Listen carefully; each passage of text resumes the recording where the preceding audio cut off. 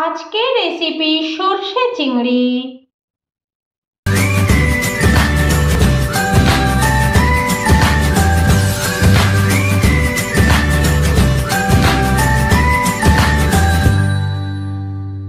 নমস্কার বন্ধুরা, অপরাজিতাস কিচেনে আপনাদের সবাইকে স্বাগত। আশা করি আপনারা সবাই ভালো আছেন। আজ আমি সরষে চিংড়ি বানাবো। কিভাবে খুব সহজে আর টেস্টি এই সরষে চিংড়িটা আমি বানাবো তা দেখে নিই। সরষে চিংড়ি বানানোর জন্য আমি এখানে 150 গ্রাম চিংড়ি মাছ নিয়েছি। এই চিংড়িগুলোকে আমি কেটে ধুয়ে নিয়েছি। সরষে চিংড়ি বানানোর জন্য আমি একটা মশলা বানিয়ে নেব। আর এই মশলা বানানোর জন্য আমি কিছু মশলা নিয়ে নিয়েছি। এখানে আমি 1 চামচ সাদা সর্ষে নিয়েছি, 1 চামচ কালো সর্ষে নিয়েছি, 1/2 চামচ গোটা জিরে নিয়েছি, 2টো কাঁচা লঙ্কা নিয়েছি, 2 টুকরো আদা নিয়েছি, আর 4টে রসুনের কোয়া নিয়েছি, আর একটা পেঁয়াজের অর্ধেকটা কুচি করে নিয়েছি। সরষে চিংড়িতে আমি কিন্তু পেঁয়াজ আর রসুনটা ব্যবহার করছি। এই পেঁয়াজ আর রসুনটা দিলে তরকারির টেস্টটা কিন্তু খুব সুন্দর হয়। আর এই পেঁয়াজ আর রসুনটা কিন্তু আমি খুব অল্প পরিমাণে দেব। পেঁয়াজ আর রসুনটা কিন্তু আমি আগেই বেটে নেব, তারপর বাকি মশলাগুলো আমি একসাথে বেটে নেব। এবার এর মধ্যে আমি অল্প একটু লবণ দেব, অল্প একটু হলুদ দেব। এবার মাছগুলোকে খুব সুন্দর করে আমি লবণ হলুদটা মাখিয়ে নেব। এখানে আমি একটা কড়াই বসিয়ে তেল গরম করে নিয়েছি। এবার মাছগুলো আমি এই তেলের মধ্যে দিয়ে দেব।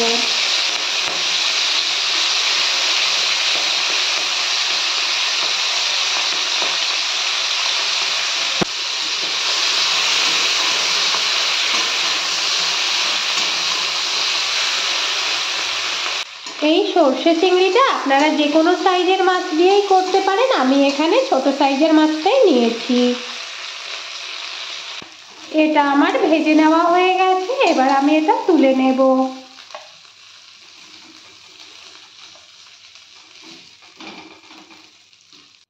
এবার এই তেলের মধ্যেই আমি পরিমাণ মতো সরষের তেল দিয়ে দেব। তেলটা গরম হয়ে গেছে। এর মধ্যে আমি অল্প একটু জিরে ফোড়ন দিয়ে দিলাম, আর 2টো কাঁচা লঙ্কা কেটে দিলাম। এবার এর মধ্যে আমি পেঁয়াজ আর রসুনটা বেটে রেখেছিলাম সেটা দিয়ে দিলাম। পেঁয়াজ আর রসুনটা দিয়ে আমি একটু ভালো করে নেড়ে নেব। পেঁয়াজ আর রসুনটা ভাজা হয়ে গেছে। এবার এর মধ্যে আমি বেটে রাখা সর্ষেগুলো দিয়ে দিলাম।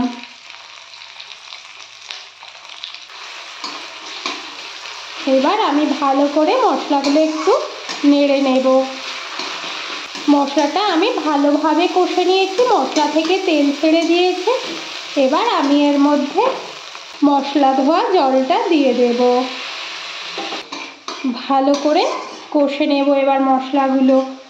গ্যাসের ফ্লেম আমি মিডিয়াম টু হাইতেই রাখবো মশলাগুলো কষে নেওয়ার সময়। এবার আমি এর মধ্যে পরিমাণ মতো লবণ দেব। আমি এখানে 1/2 চামচ দিলাম। 1/2 চামচ হলুদ দেব। এবার এর মধ্যে আমি অল্প একটু শুকনো লঙ্কার গুঁড়ো দিলাম। আপনারা আপনাদের স্বাদ অনুযায়ী দেবেন। আর আপনারা এখানে কাশ্মীরি লাল লঙ্কার গুঁড়ো দিতে পারেন, আমি এটা স্কিপ করে দিলাম।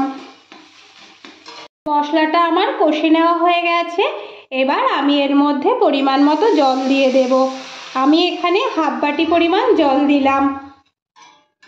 এবার আমি এটা ঢেকে দিয়ে 5 মিনিটের জন্য ফুটিয়ে নেব। গ্যাসের ফ্লেম আমি মিডিয়াম টু হাইতেই রাখবো। 5 মিনিট হয়ে গেছে। এবার আমি এটা তুলে একটু নেড়ে নেব। এবার ভেজে রাখা চিংড়িগুলো দিয়ে দেব।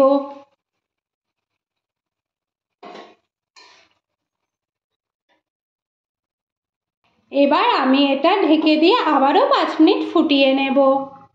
10 মিনিট হয়ে গেছে। এবার আমি এটা দেখে নেব কেমন হয়েছে।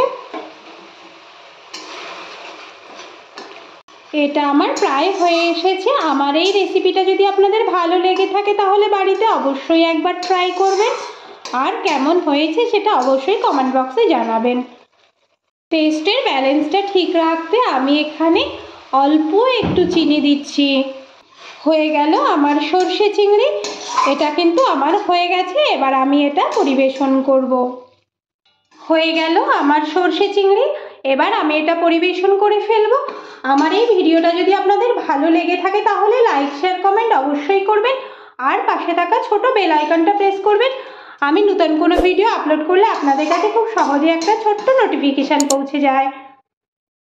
হয়ে গেল আমার সর্ষে চিংড়ি, আমি এটা পরিবেশন করে ফেলেছি।